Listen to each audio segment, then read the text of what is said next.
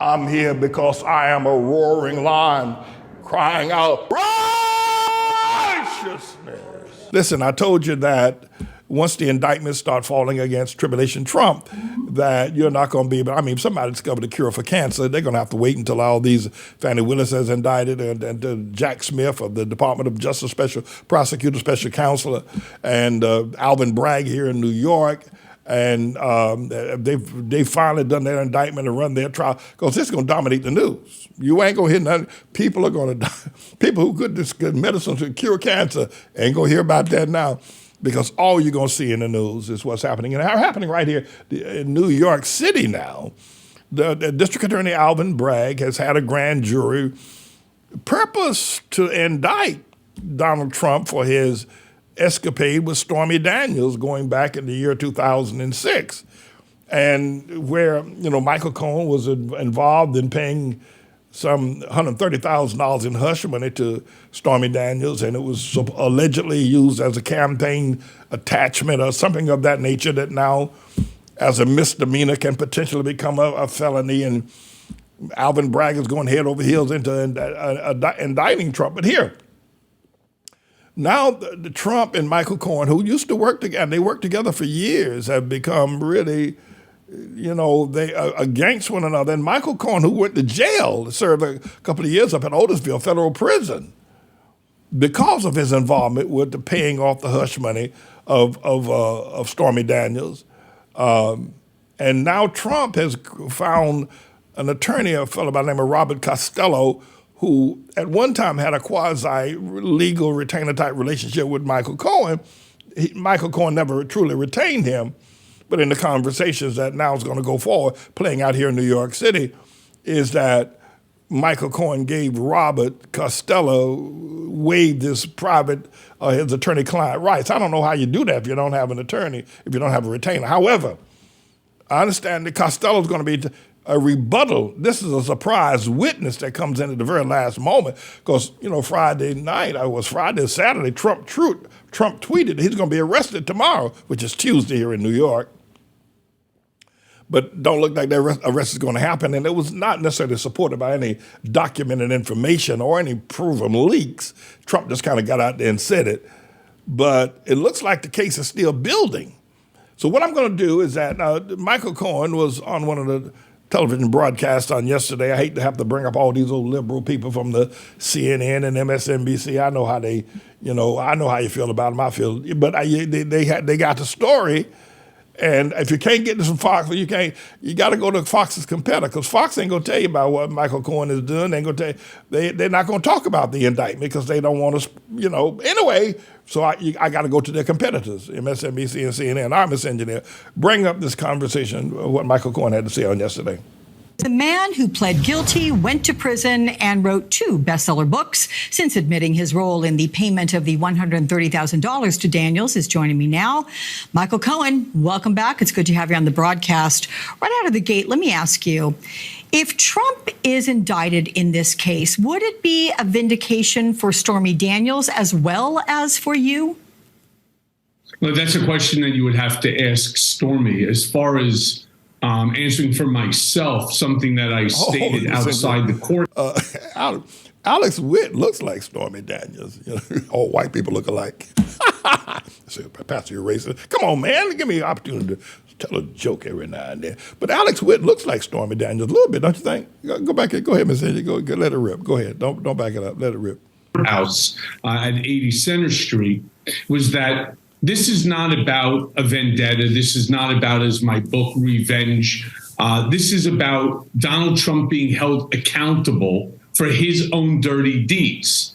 Plain and simple. I don't want to see anyone, and that includes Donald Trump, indicted, prosecuted, convicted, incarcerated, because I fundamentally, or the country fundamentally disagrees with so much of what comes out of his mouth.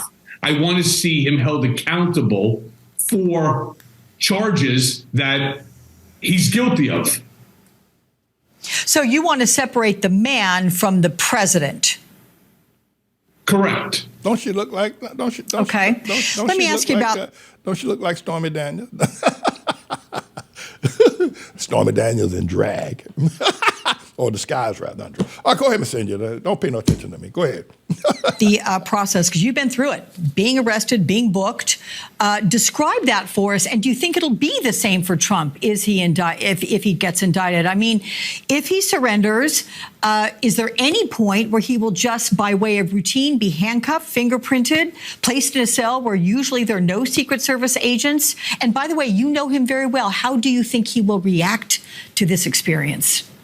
Well, that's a pretty multi-parted question there, Alex. Let me start with the first part. Yes, you're right. You get handcuffed and they take you to a room, fingerprinted, swabbed for DNA, etc. Do I think that Donald will be fingerprinted, swabbed, mugshotted? Absolutely. Do I think he'll be handcuffed? No. And in fact, I don't want to see Donald Trump handcuffed and paraded through. Not so much because, again, he doesn't deserve it, but because I respect the institution of the presidency. And what a mistake but Michael, that it would hang be. on. I get that you respect that, but you paid such a price and went to prison related to this particular issue. You mean to tell me that? But, you know, Michael is right, Alex, or Stormy. Well, I don't know who you're there. Is that Stormy Daniels there or is that Alex Witt? Anyway, no, Michael is right, Stormy, Alex. You know, so what if Michael knows he went to prison, he paid a price, his family suffered, he lost his law license and his death threats and his name is mud. He can't travel through the South. Them boys down there would do a job on it. He got to stay in New York and stay on Park Avenue. His life is pretty much over with. But I think he's being quite noble here by saying it would not look good for the world to see Donald Trump in handcuffs. And I agree. I don't, you know, why? What's not going? He gonna run away? He gonna jump bail? Everybody gonna know he gonna put on a disguise. Donald Trump gonna dress up in drag? Somebody will know. No, you know, you don't have to handcuff. You know, he gonna have to be fingerprinted. That's for real. Anyway, but I think Michael is making a noble point here that Stormy Daniels, Alex Witt, or whoever she is, I don't know who she is, trying to, push it the other way. Go ahead, Ms. Engineer. You're not going to say, okay, you've gotten what you deserved. No, it's not about me. This is really about American democracy. This goes way beyond me. It's something that I write at the very last sentence of the book Revenge, that Trumpism is fascism and that we have to eradicate it from our body politic, plain and simple. And again, I don't want to see Donald handcuffed and paraded through, not again because he doesn't deserve it, assuming, of course, that's the way that the court finds, but more because it's an embarrassment to our country. Could you imagine both our allies and our adversaries, how they could, either enjoy this or despise us as a direct result? It's really, we as Americans have to respect the institution of the presidency. And sadly enough, Donald was president of the United States. Now, here, can I just interject, if you don't mind me, with Stormy Daniels interviewing Michael Cohen here. Michael went to prison. And this whole thing kind of blew up when Donald Trump got elected. And he took everybody down to Washington, except Michael. He took all the people. What's that Hamite woman? What's her name? He took her down there with him. And he took all the other staff. They even took his security people down there with him. But he didn't take Michael. And that broke Michael's heart. Now it crushed him. And, I was in a meeting with Donald Trump, Tribulation Trump, before he became president. And he had Michael running around. I mean, I was embarrassed for Michael. Michael, go get my this. Go get my Bible. Go get my... I was embarrassed for Michael, and Michael was actually running. We were in a big room. And I was embarrassed for Michael Cohen, the way Trump was ordering him around. And then what's the name of that woman, that Hamite woman, Trump. Anyway, the preacher's wife too, by the way, that woman was. Anyway, everybody went to Washington, and Trump didn't invite Michael. And this is how this whole thing kind of blew up. All right. So somehow or another it got reported that Stormy Daniels had gotten $130,000. Michael had facilitated it. It had been a retainer, law, lie, campaign contribution. I don't even understand it myself somehow or another. But my thing is this, in that picking up on this point where Michael Cohen is now saying it would be justice to see the former president in handcuffs, and he's right. But my question is this, is that why didn't Trump pardon Michael Cohen?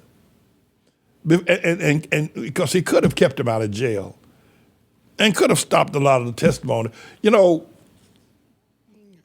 my thing, while I watched this go on for, what was it, 4 years ago, 5 years ago, I watched it go on. My thoughts would have been this, is that the moment the federal, because Michael went to prison, federal prison, the moment that the feds were in on this thing, and investigating Cohen, Trump should have stepped in and pardoned him and stopped the whole thing. And none of this would have blew up the way it's blown up now. It'd all be gone. And I think the other thing I would have suggested to Trump is that you should bring Michael down too and give him a job. He's a lawyer, for crying out loud. Been your lawyer for 20 years.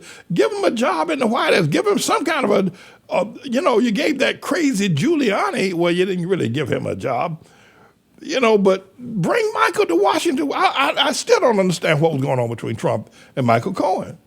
And why Trump didn't play the part of the big boy.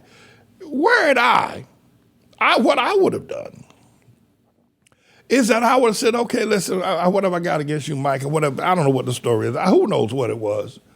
I don't know. Maybe Michael was seeing Melania. I don't know. What's that other woman name, that his daughter name, Ivanka? I don't know. Because, that probably would. I couldn't, Hammurabi, is that her name? Hammurabi, who would that, so here's what I'm thinking, right? I could be wrong about this, and I would apologize if I'm wrong. I'm thinking, maybe the reason why I didn't bring Michael to Washington with him is because maybe it has something to do with Melania. I don't know, I ain't spreading rumors up here. Or Ivanka or somebody, I don't know.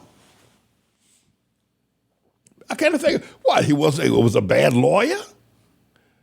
He was a fixer. The man, he was, your bag man. Take him to Washington with you, for crying out loud.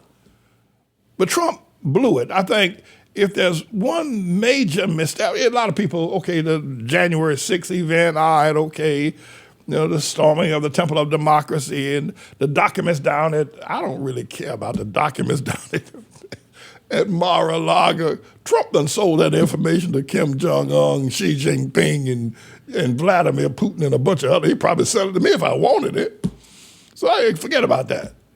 The phone call down there to Washington with Fannie Willis, all right, okay, so Trump was trying to get that guy to do something illegal. All right, trying to play a mafioso type of guy. But if you ask me, and you may not want to ask me, but I'm going to tell you, I think this is Trump's biggest blunder. Everybody running around talking about, well, it ain't that significant, just a small thing. It's a misdemeanor. They're going to try to bump it up to a felony.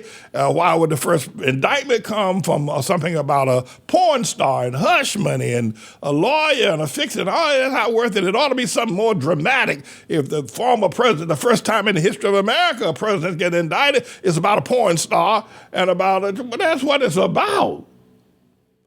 But it never would have reached this point if Trump had played the big boy on this. And so, wait a minute. I pardon Michael, dropped the federal case against him, and Michael, come on down to Washington. I'm going to make you secretary of something, That would have been the end of it. And probably some of the other stuff. Listen, if, rather than have that idiot Giuliani down there with him and that other woman that they had down there, running around there, if he had brought Michael with him down there, Michael knew how to handle Trump. These other lawyers didn't know nothing about Trump. He just jumped off the boat. I think my opinion is that Trump's presidency would have been a much more powerful presidency if he had his right-hand man, Michael Cohen, at his side. Because, listen, Michael Cohen kept Trump out of jail. Michael Cohen was Trump's Roy Cohen. If y'all don't know who that is, Roy Cohen's another guy. This guy was something else. This Roy Cohen, this guy was something. But Michael Cohen was Trump's Junior Roy Cohen. I believe he'd had a better president. He'd be president today if he had brought Mike. And so Trump, if you're listening, any of your homies listening, if you had taken Michael Cohen down to Washington with you, you'd be president today rather than other creeps you try to roll with who you thought were highfalutin. And that's my take. And that's what I say, and what I say is always right. So, don't she look like Stormy Daniels? I'm trying to figure out what the name of that other woman was. Amorosa. Ah, yeah, Amorosa. Yeah, that's her.